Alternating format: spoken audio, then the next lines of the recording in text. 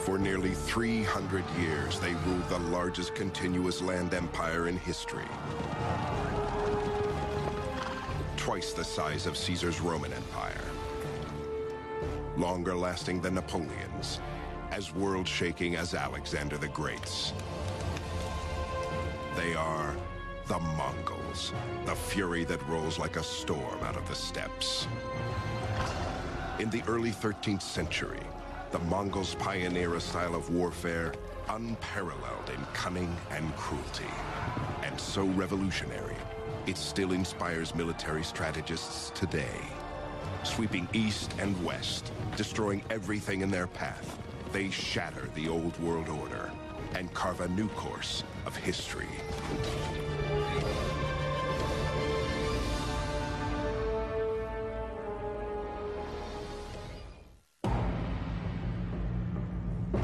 It is the end of the 12th century.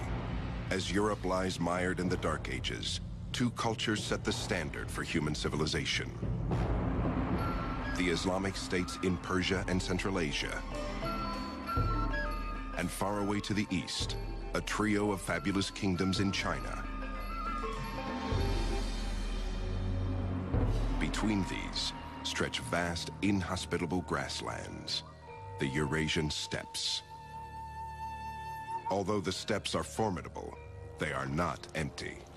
Nomadic tribes, the Tatars, Mongols, and others, eke out a grim life. These are some of the coldest places on Earth in Mongolia. Temperatures 90 degrees below zero. So for much of the year, they're fighting nature. It's a life with no margin of safety in it.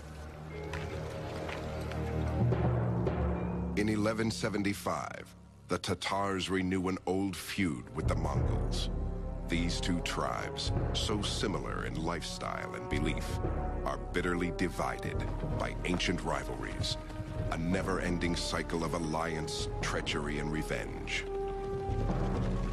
Caught up in their own struggles, they ignore their common enemy, the rich and powerful Jin of northern China. The Jin dynasty, their policy towards Mongolia was one really of divide and conquer. And the Jin would employ the Tatars on raids against other nomadic groups, tribes, khanates that grew too large and too threatening. The Jin wisely perceive that as long as the people of the steppes are focused on each other, they won't trouble them. It is in this time of upheaval that great Mongol conqueror Genghis Khan arises in the 12th century. He does so not from a family of kings or princes, but as a fatherless boy, facing death with his family on the barren steppes. Genghis Khan's given name is Temujin, Mongolian for ironworker. It's fitting. His life will demand an iron will. In 1175, when he is barely 9 years old, his father, leader of the clan, is poisoned by the Tatars. Genghis Khan's father had been an up-and-coming tribal chieftain. Perhaps if he'd lived, he might have become the next Khan of the Mongols. But as soon as he was poisoned, the widows of the previous Khan led the Mongols to desert the widows of Jisige, Genghis's father. And the result was that Genghis Khan was left on the steppe alone with his mother. Abandoned with her children, Temujin's mother gives him a simple charge: seek revenge.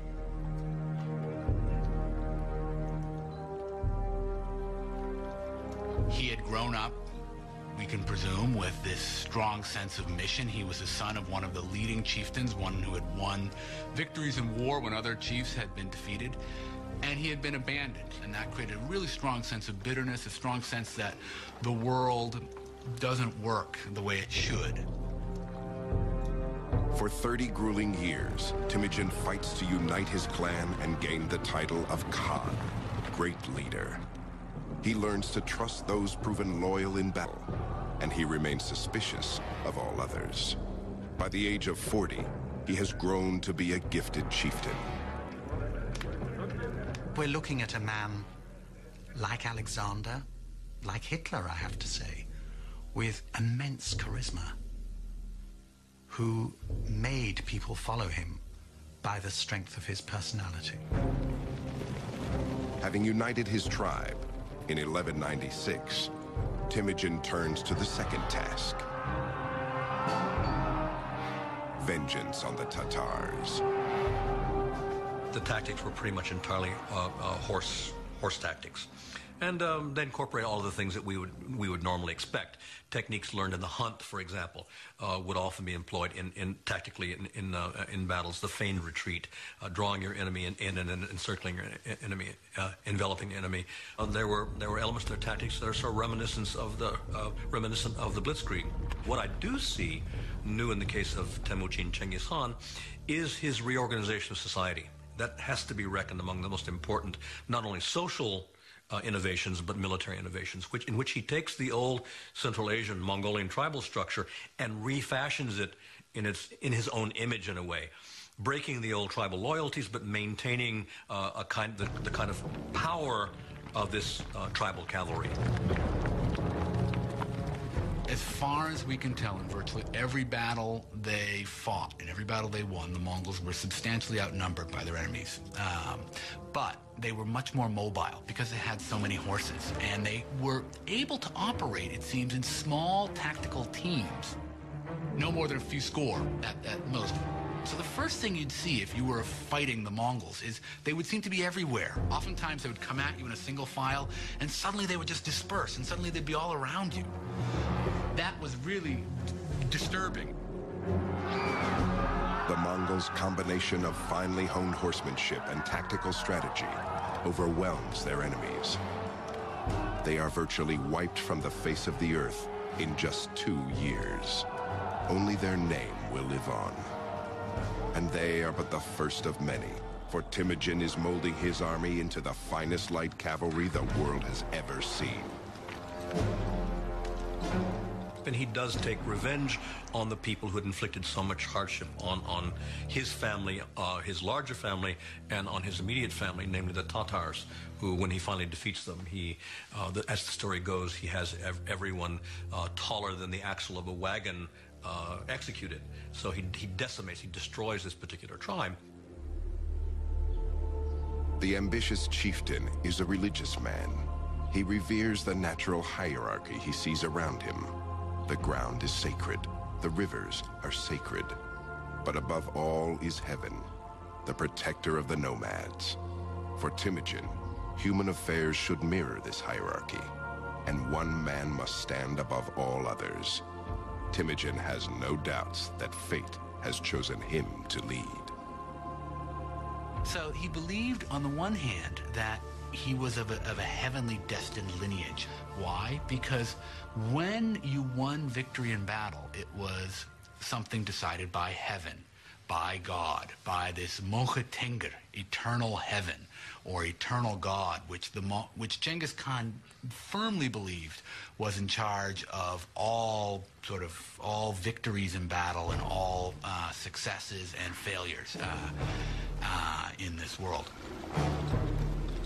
In 1206, a ruler's council of steppe tribes acclaims Temujin as universal leader, or Genghis Khan. He now stands poised to conquer the rest of the world and seal his reputation as the bloodiest of all barbarians.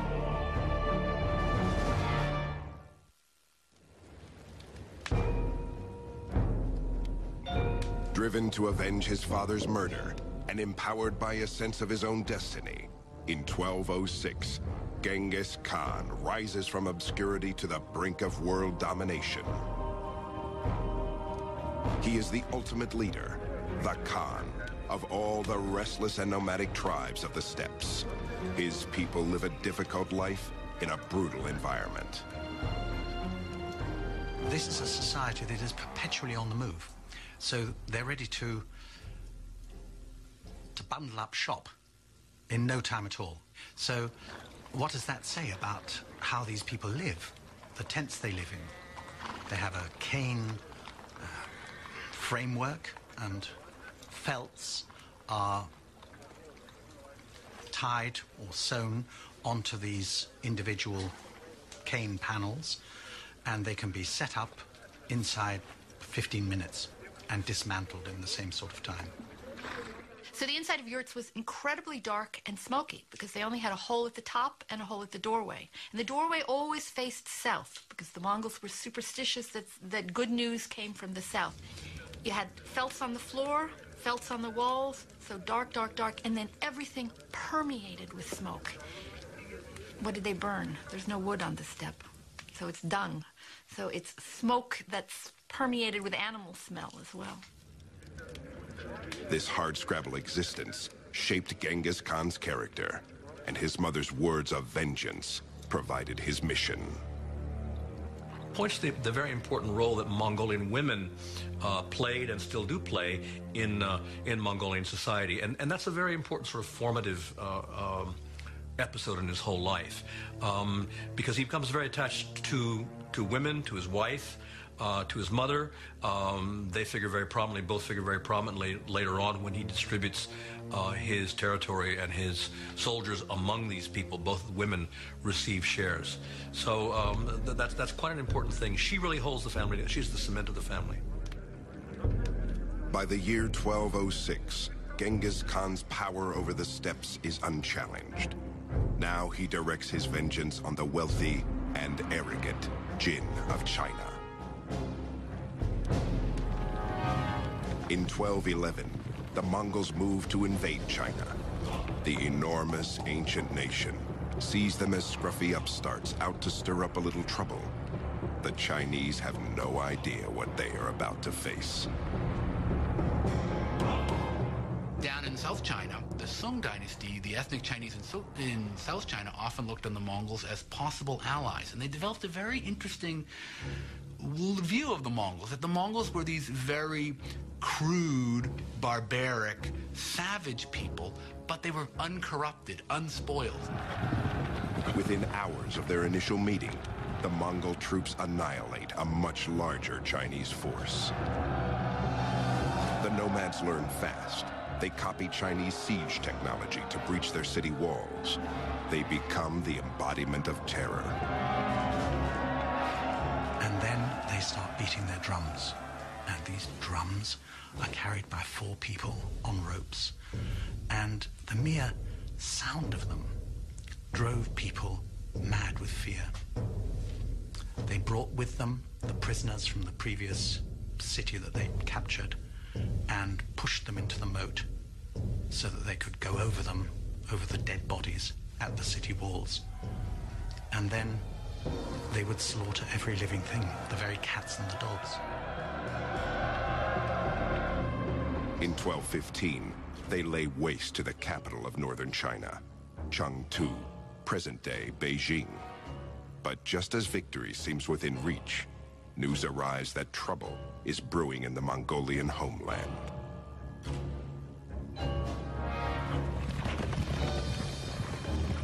The news reaches Genghis Khan across 1,000 miles of territory, carried by a surprising system of communication that eventually will connect the entire Mongol Empire. They developed very early on a system known as the Yam, which was basically the Pony Express. And 2 messengers would be sent out with special badges that they wore around their waist, showing that they were official emissaries of the government.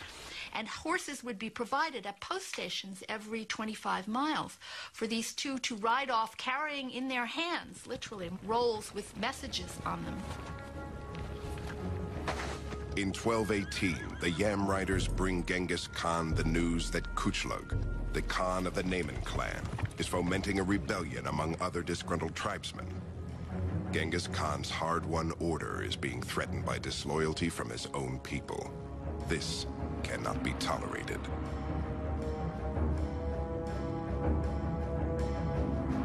In search of the rebels, Genghis Khan launches a crusade that takes him far from his business in China. As they pursue the rebels west into Muslim lands, the Mongols annex one kingdom after another. Before crossing into each new territory, Genghis Khan gives the local ruler the option to give up the conspirators and surrender peacefully.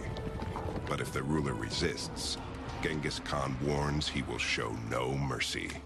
He writes one chieftain, "The disaster will reach you, too." Genghis Khan's campaign of vengeance has swelled his empire till it touches the borders of the ancient kingdom of Khwarezm in present-day Uzbekistan. Though Khwarezm is an attractive target, Genghis Khan goes no farther. He has learned something new. I think that the key moment in the career of Genghis Khan that lifted him from being a territorial chieftain in Outer Mongolia, and it's not accident that Outer Mongolia means the boonies, it means the back of beyond, that moved him from that to a player on the world stage, was when he began to realize that his territories were on the Silk Road and that he could change the fortunes of his people by trade. And so he sent a series of embassies to his nearest neighbor, the Sultan Muhammad, who was the ruler of the Eastern Islamic world. And those embassies were finally followed by a caravan of 1,500 camels. And I think that what happened there was that this particular camel caravan was so rich that it tickled the greed of the Muslim governor of the frontier post concerned at Otrar, and he simply seized it. This governor of this town, he saw this Mongol embassy of merchants coming, basically a trade mission come. He saw all the kinds of things that were in there, and he asked the Sultan Muhammad, what should I do with them? He was told. He implied they're spies. These Mongol envoys are spies. What should I do with them? Can I massacre them? And Sultan Muhammad said yes, and they were. Undeterred, Genghis Khan sends a second envoy, only to have him seized. His beard is shaved off in the street as an act of humiliation before he is sent back.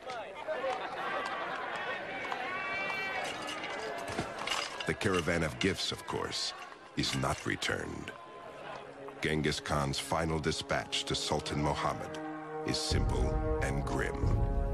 "You have chosen war," he writes.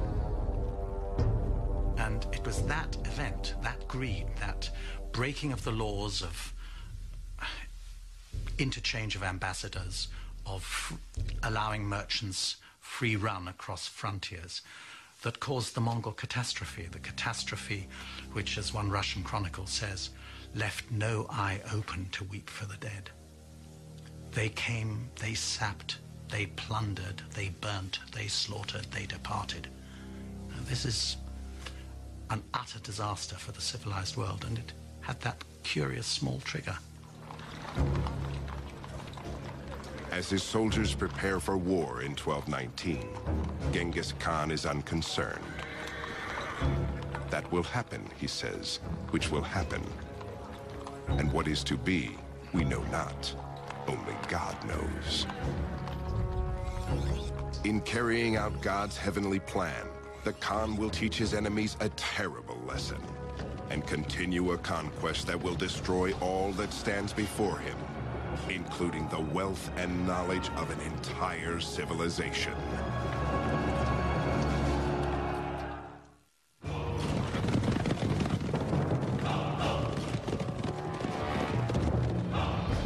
Genghis Khan has unified the nomadic Mongols, subdued the wealthy Chinese, and now, in 1219, stands perched to take on Sultan Muhammad, the ruler of the Khwarezm Empire of Central Asia. Genghis Khan is a man driven by revenge. Inalchuk, the Sultan's governor, has flagrantly humiliated a Mongolian diplomatic envoy, an abuse that cannot stand.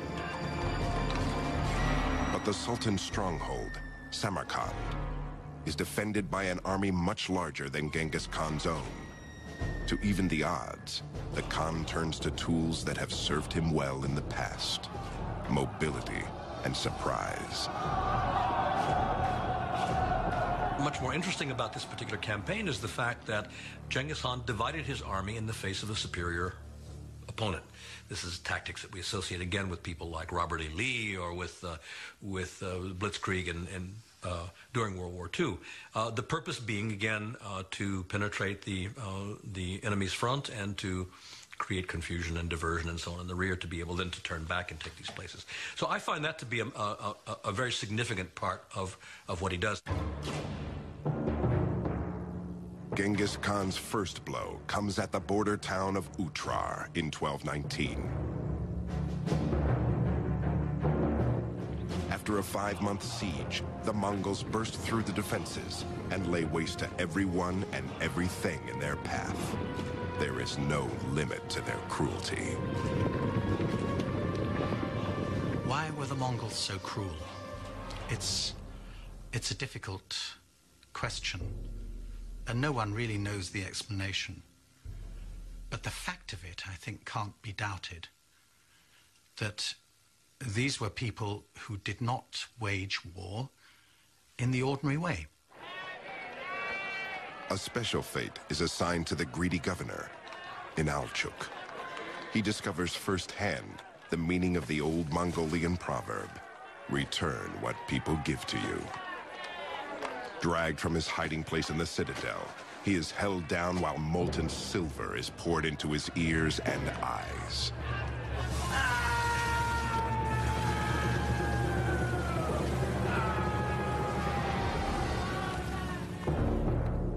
In February 1220, Genghis Khan plots a 3-pronged attack, unrivaled in cunning and malice. First, 2 columns of Mongols strike Khwarezm from opposing directions, east and west. Their main goal? To lull Muhammad into thinking that these trifling attacks are the Mongols' best shot. Medieval armies in Europe and the Middle East had a very strong idea that retreating in the face of the enemy was humiliating. And so they really couldn't do it. And the other reason they couldn't do it was because, from the general's point of view, once you start retreating, everybody would think you've lost, and suddenly you would lose control of your army. Everybody would start running away. Oh, we've lost. We're running away. The Mongols would retreat. Then suddenly, as they're retreating, they'd suddenly break up, start coming around again, and start shooting at you again. That was very disorienting for many armies.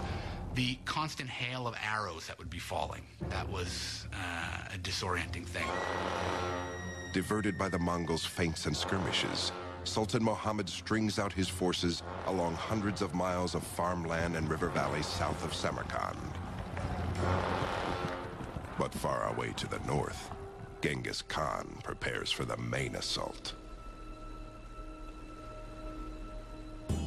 Genghis Khan carefully seeks out the smugglers and bandits who know the secret water holes and camel routes in the desert of Kızılkum. These will be his guides. They will lead his army over 300 miles of punishing desert sands, a back door to the Sultan's kingdom. In March 1220, Genghis Khan and his army emerges from what the Sultan believed was an impenetrable desert, like demons from his worst nightmare. In one of the greatest strategic rearguard attacks in the history of warfare, proud Samarkand falls in just 10 days. Sultan Muhammad shows his true colors, fleeing for his life from one city to the next. Like hunters pursuing a fox, the great Mongol generals are given 20,000 men and told to crush any town that shelters the fugitive Sultan, as they relentlessly track him down and kill him. So it was not just a matter of beating an army in the field, but eradicating the power of a country to ground zero, so that there could be no recovery. So they sowed salt in the fields. They destroyed the wells, they flooded the cities, they cut the canals, they chopped down the orchards, as if there were no tomorrow. The Mongols' monstrous rampage devastates magnificent Persian cities like Balkh and Herat. Genghis Khan is not concerned. They couldn't care less. So the destruction that they visited on the Eastern Islamic world has lasted to this day. The ruins of once great cities still lay scattered across Persia like ghost towns. With the annexation of Khwarezm, Genghis Khan's empire reaches from the Yellow River all the way to the Caspian Sea, the largest continuous land empire in the history of the world. The most remarkable result of this Mongol conquest is that East is open to West for the first time in 1,000 years. Pax Mongolica, a Mongol peace, allowed people for the first time to travel in absolute safety from Rome to Beijing. That was never possible before, and it wasn't possible until the 20th century afterwards. It's not a small thing. We had people from the Middle East traveling all over, all the way even into China. Famous traveler Ibn Battuta from Morocco eventually reached, at least he says he reached, China and traveled through much of the successor states of the Mongols, Mongol states ruled by the descendants of Genghis Khan. And that created a kind of knowledge of each civilization in Eurasia acquiring more knowledge about each other. Ironically, creating such an empire is not Genghis Khan's goal. The flame of vengeance still burns in his belly, and he still has a score to settle with the Chinese. To that end he now turns, but it is the one thing beyond his reach. In 1227, in his mid-60s, Genghis Khan dies on the march to China. According to legend, the victim of a freak riding accident. Armed troops and slave girls escort his body back to the steppes, where he is laid to rest in secrecy. There are various stories about 50 guards were detailed to bury him. They were killed by 50 others who were then killed, in turn killed by other people, so that the grave would remain secret for various reasons. But as for the precise location of this, we don't know. The way that the Mongol chieftains were buried was in total secrecy. They went off on a procession, the people who were going to bury them, blaring horns, beating drums, making as much noise as possible. And if anybody met the procession on its route to its secret destination where the person was going to be buried, they were killed. So the whole point was that nobody should know where the great ones of the Mongols were buried. Not a single tomb of a Mongol chieftain has ever been excavated. They've not been found. So we have no idea what they contain. Genghis Khan's empire seems to be as lost as his mountain grave, for upon his death, the state he sought to unify breaks apart, carved up into 4 kingdoms for his 4 sons. But the dream lives on. It will turn into a nightmare in the hands of another Mongol conqueror. Driven by visions of glory, he will unleash a reign of terror even bloodier and more brutal than Genghis Khan's.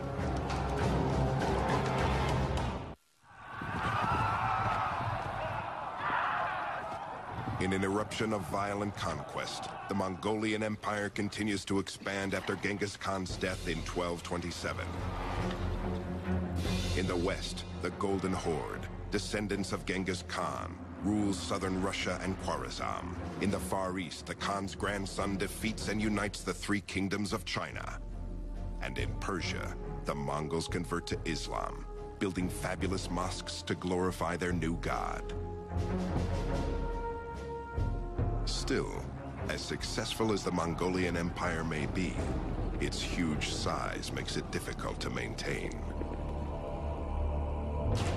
There weren't enough Mongols this was not a gigantic nation. It wasn't like China, for example. Perhaps there were as many as 100,000 people in the Mongol army, and that was about it. So the wider the territories they controlled, the thinner the crust of Mongol dominion on them. By the mid-14th century, Genghis Khan's empire lies in shambles. Like the old Mongol clans of the steppes, the rulers spend their time fighting each other instead of combining their strength. The actual power was slipping from the hands of the Genghis Khan, the descendants of Genghis Khan, and falling into the hands of these tribal warlords, people who were not themselves of the imperial family, but who were the real holders of power.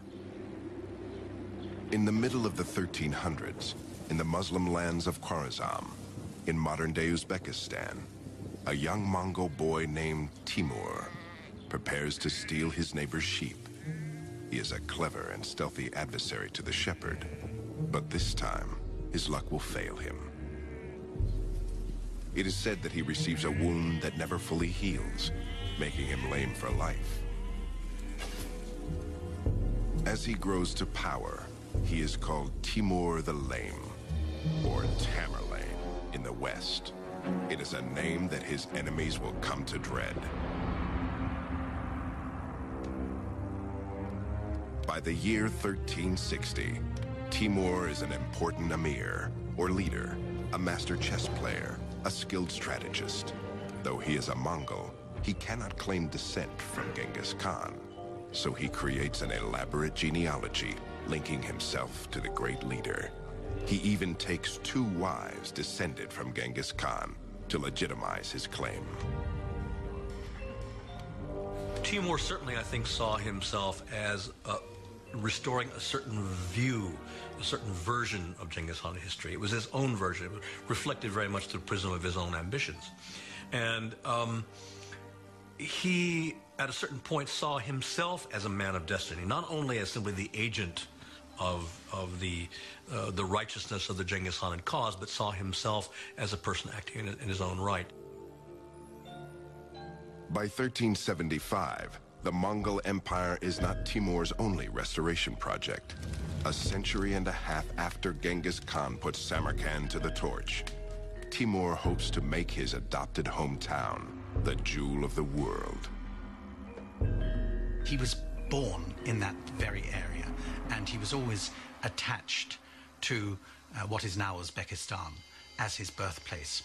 And in the course of his campaigns, wherever he went, he would kill all the men in a city that he had captured, but he would save all the artisans from death and transport them back to Samarkand. So you must imagine Samarkand alive with traditions from all over the Muslim world, from China, also from India. So Samarkand was something special. Samarkand was a garden city, and one of Timur's main construction activities was to provide irrigation canals that opened up whole suburbs with these wonderful gardens. Because Timur was a Muslim, he also constructed Muslim buildings, and he used a lot of the booty that he acquired when he conquered India to construct an absolutely enormous mosque. One of the attributes of Timur seems to have been his pride and his megalomania, we might say. And you see this in this mosque. It is colossal. Size was the big thing. The entrance way is 50 feet tall. And clearly the impression you're supposed to get is I, the humble little worshiper, have to go through this 50-foot doorway to get in.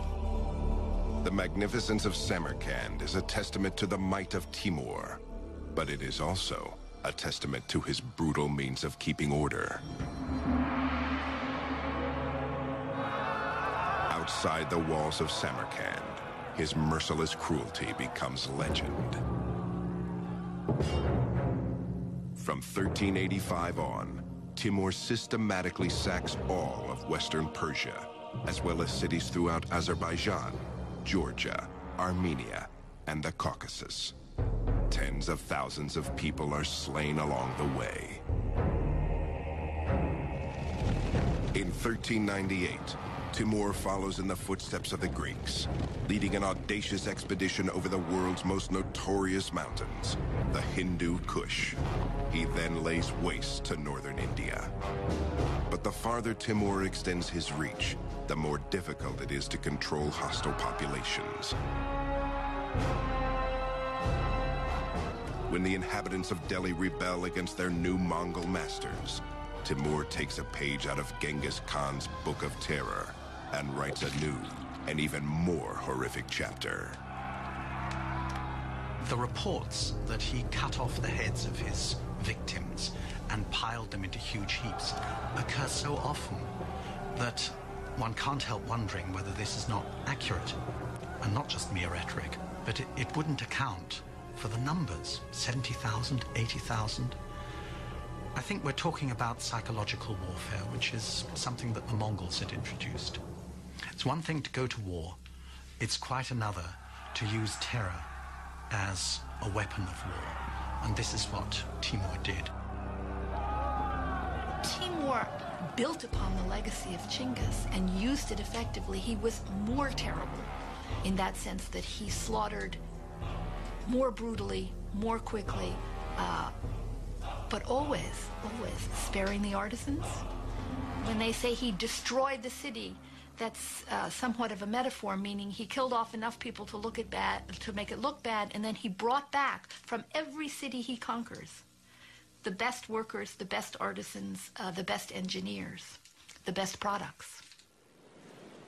The vaulted skyline of modern-day Istanbul bears testament to the one dynasty that stood in the way of Timur's dream of a Genghis-sized empire, the Ottoman Turks.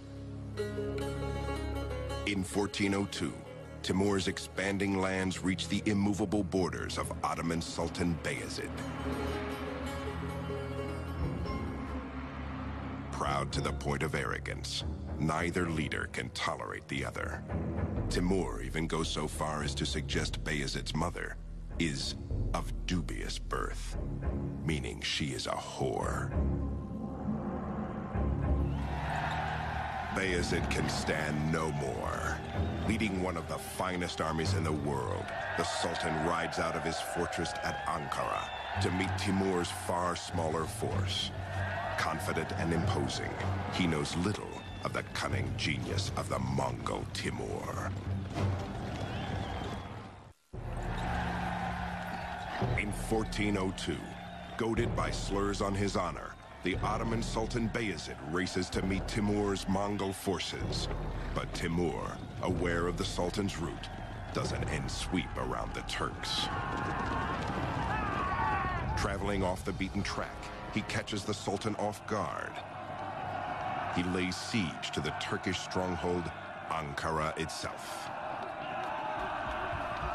It is a humiliating turn of events for Bayezid. He is forced to beat a hasty retreat to defend his city. When his weary troops finally arrive, they are no match for the well-rested Mongols. Even worse, in the heat of battle, an entire Turkish battalion defects to the Mongol side when they see a beloved prince fighting for Timur. Tricked, betrayed, and totally routed, Sultan Bayezid nobly refuses to leave the field of battle. He is determined to fight to the last, but he is captured and taken prisoner.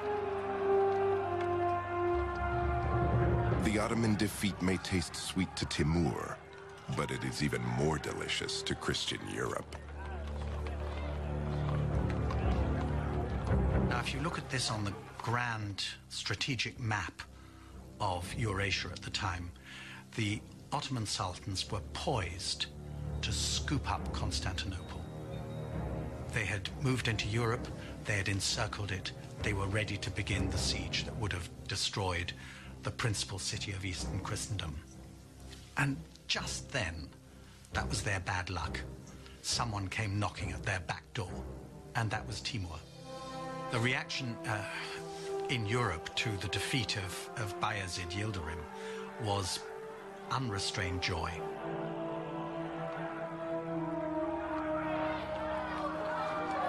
With the defeat of the Ottomans in 1402, Timur's empire nearly matches Genghis Khan's in size and scope. Predictably, it is not enough for the voracious conqueror. To secure his place in history, he must do his hero one better. And the only way to accomplish this is to take what Genghis could not: China. But like Genghis Khan, Timur mysteriously falls ill and dies on the march to China. In 1405, in Samarkand, he is laid to rest in a tomb as ornate as Genghis Khan's was simple. There's a curious story that as he lay dying, he said, "Do not disturb my grave, for if you do, a fate worse than me will fall upon you." And his grave was kept absolutely untouched until the 22nd of June 1941, when Soviet archaeologists opened the grave and found the skeleton of a tall man with a damaged hip. And on the 22nd of June 1941, Hitler launched his attack on Russia. And that was the signal for some 20 million Russians to perish in the following 4 years. So you could say that he had a long arm, and that long arm stretched right into the 20th century. Without the force of Timur's personality and leadership, his heirs are unable to hold the empire together. The Mongols begin to fade into history. Too small in number to rule their vast empire, they become assimilated into the cultures they conquer, adopting their religions and customs as their own. And yet, their impact remains immeasurable even today. By opening China to the west, the Mongols created an insatiable thirst for Asian goods. The drive to quench it spurred the Age of Discovery and the voyages that would lead Europe to America. Truly, by shattering the old empires of China and Persia, the Mongols gave birth to the modern world. An empire that stretched from the Sea of Japan to the Baltic, from Korea to East Germany, and took in most of Eurasia, apart from India and Southeast Asia. There's been nothing like it. Will the world ever see another empire like it? In Mongolia, some fervently hope so. Even today, Genghis Khan is worshipped there as a god. His name is a source of national pride, his tent a hallowed shrine. Small wonder, then, that the Mongols wait eagerly for the spirit to rise anew and for the barbarian to return.